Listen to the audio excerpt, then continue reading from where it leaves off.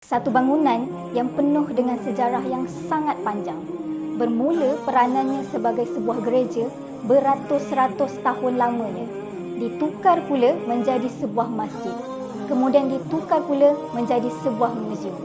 Dan kini dikembalikan semula statusnya sebagai sebuah masjid. Dari peralihan fungsi ini, kita boleh tahu betapa pentingnya bangunan ini kepada negara mereka. Dan bangunan yang berusia hampir mencecah 1500 ini dipanggil Hagia Sophia. Dan kalau dalam bahasa Latin, ia juga dikenali sebagai Sancta Sophia yang bermaksud kebijaksanaan suci. Kenapa bangunan ini dipanggil sebagai kebijaksanaan suci? Kerana bangunan ini telah dijadikan tempat beribadah ataupun gereja bagi orang Kristian beratus-ratus tahun lamanya. Dan dikatakan tempat ini telah dijadikan sebuah gereja lebih daripada 900 tahun lamanya. Tapi pada tahun 1453, akhirnya bangunan ini mampu bertukar status menjadi sebuah masjid. Dan pada masa inilah umat Islam masuk dan ambil alih Konstantinopel. Dan buat pertama kalinya, solat Jumaat secara berjemaah telah diadakan. Korang bayangkan betapa hebatnya zaman kegemilangan Uthmaniyah ni sehingga mampu menggantikan sebuah bangunan yang sudah beratus-ratus tahun lamanya sebagai gereja kepada sebuah masjid. Dan nama yang pada asalnya dikenali sebagai gereja Hagia Sophia kini dikenali sebagai Masjid Agung Hagia Sophia.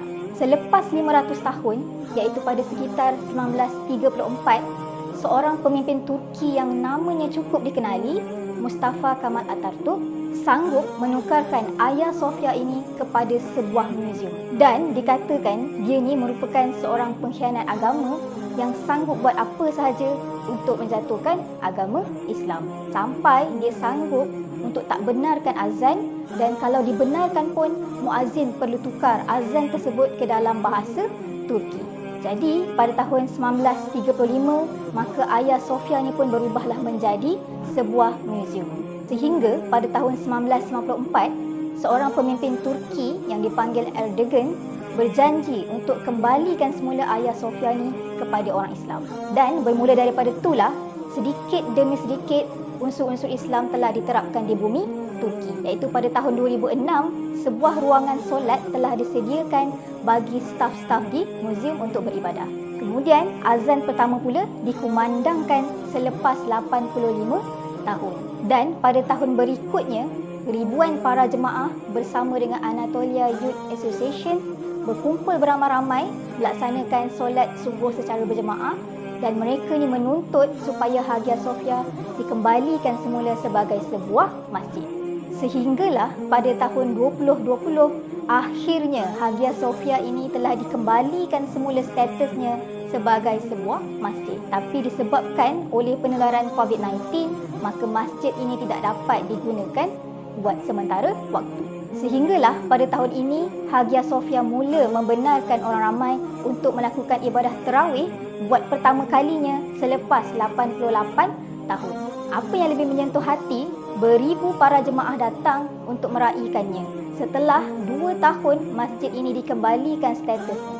Jadi secara konklusinya, kita dapat tengok yang Hagia Sophia ni telah menjadi saksi kepada perubahan besar kuasa dunia dan juga sebagai simbol dua agama. Tapi kalau kita lihat daripada segi seni binanya, ia diiktiraf sebagai salah satu bangunan yang mempunyai seni bina Byzantine yang tercantik di dunia. Ia dikatakan telah mengubah dunia seni bina dan telah menjadi bangunan yang mempunyai kubah yang terbesar di dunia. Dan Hagia Sophia ni juga telah disenaraikan sebagai tapak warisan dunia UNESCO. Jadi banyak sebenarnya sejarah untuk kita rungkaikan mengenai bangunan ini sendiri.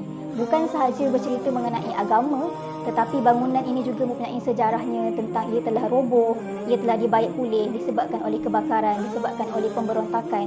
Jadi semoga Hagia Sophia ini akan terus menerus berstatuskan sebagai sebuah masjid dan semoga ia terus terpelihara. Takat itu saja perkongsian kita pada kali ini. Kalau korang suka video macam ni, jangan lupa untuk like, komen dan share. Banyak lagi video menarik menanti anda. Jadi kita jumpa di next video akan datang. Assalamualaikum.